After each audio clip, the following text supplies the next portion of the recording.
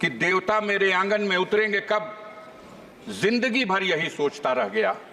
और मेरे बच्चों ने उस चांद को छू लिया, जिंदगी भर जिसे पूछता रह गया।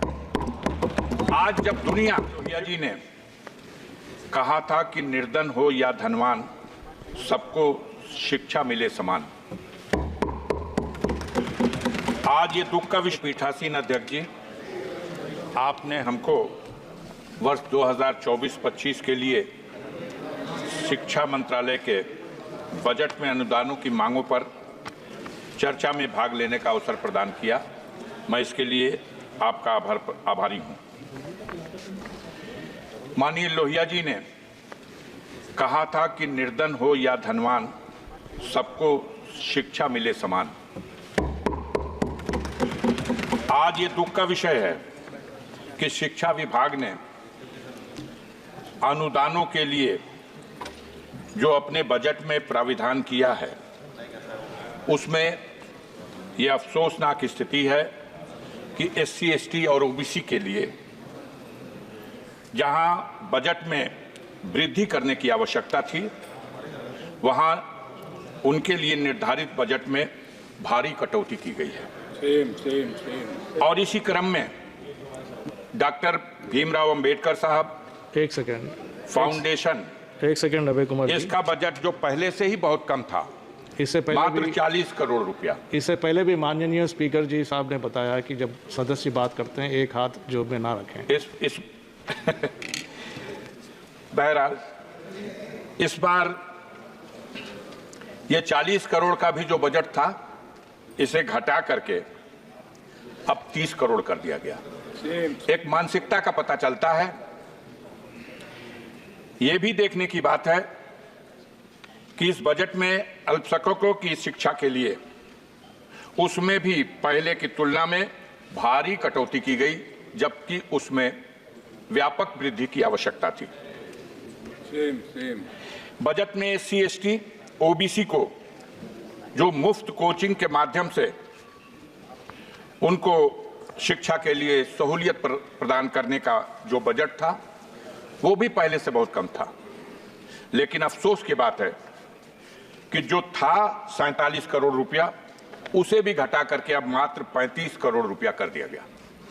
इस प्रकार अगर देखा जाए तो टॉप क्लास की एजुकेशन के क्षेत्र में भी SC, ST के लिए जो पहले 111 करोड़ रुपए का बजट में प्राविधान था, अब उसमें भी बड़ी कटौती कर दी गई है।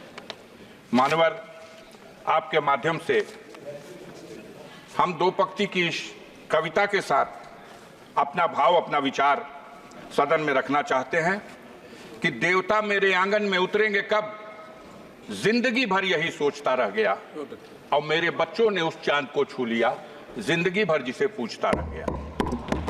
आज जब दुनिया शिक्षा के माध्यम से, टेक्नोलॉजी के माध्यम से, साइंस के माध्यम से अपनी उन्नति के शिखर पर पहुंच रही है, तब हमारे देश में शिक्षा में खास तौर से जो कमजोर वर्ग है, SC, ST है, OBC है, माइनॉरिटी के लोग हैं, इनके शिक्षा के प्रति जागरूक करने और बढ़ावा देने के उद्देश्य से बजट में बढ़ाकर प्राविधान किया जाना था, जिसमें बड़े पैमाने पर कटौती की गई।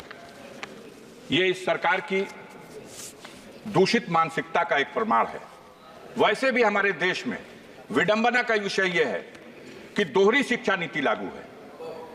एक तरफ वो शिक्षा जो सरकारी स्कूलों के माध्यम से गांव में रहने वाले गरीबों के लिए उपलब्ध है, जहां आज भी हाथ में कटोरा और पीठ पर बोरा गरीब किसान का बच्चा स्कूलों में जाता है तो क से कबूतर, ख से खरहा और ग से गधा पढ़ाया जाता है।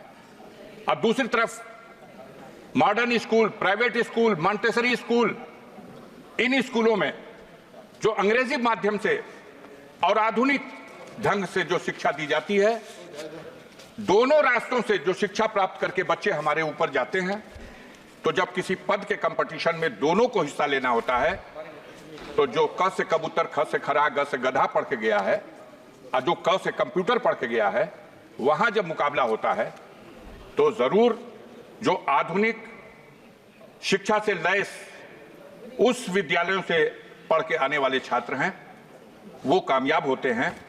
और सरकार की तरफ से जो अपने देश की जनता के लिए, गरीबों के लिए, मजदूरों के लिए, गांव में रहने वाले लोगों के लिए जो शिक्षा का प्रबंध है, उस शिक्षा को ग्रहण करके जो लोग ऊपर पहुंचते हैं तो उनकी बुनियाद कमजोर हो जाती है। देखने की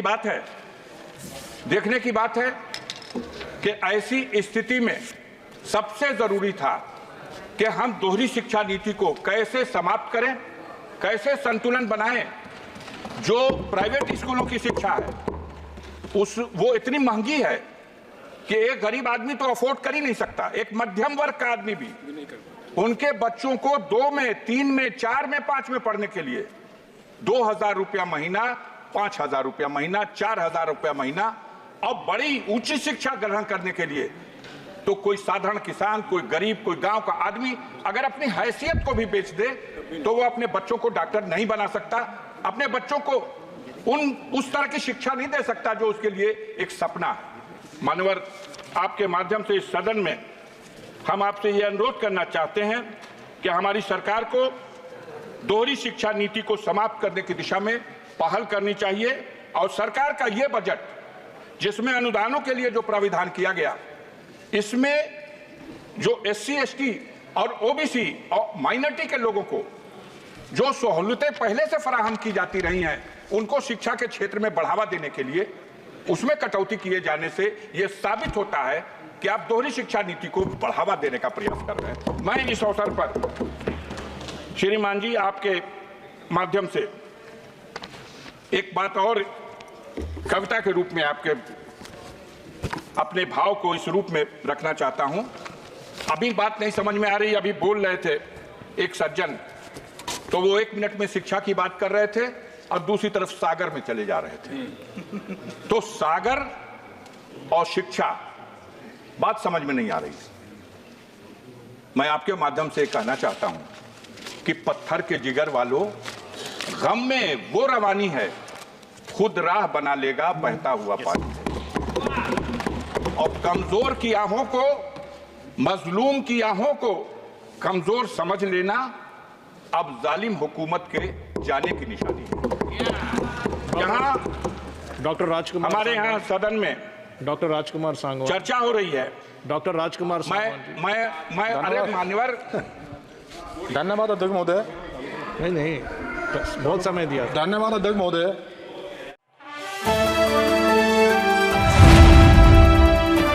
द इंडियन खबर, सच आपके सामने।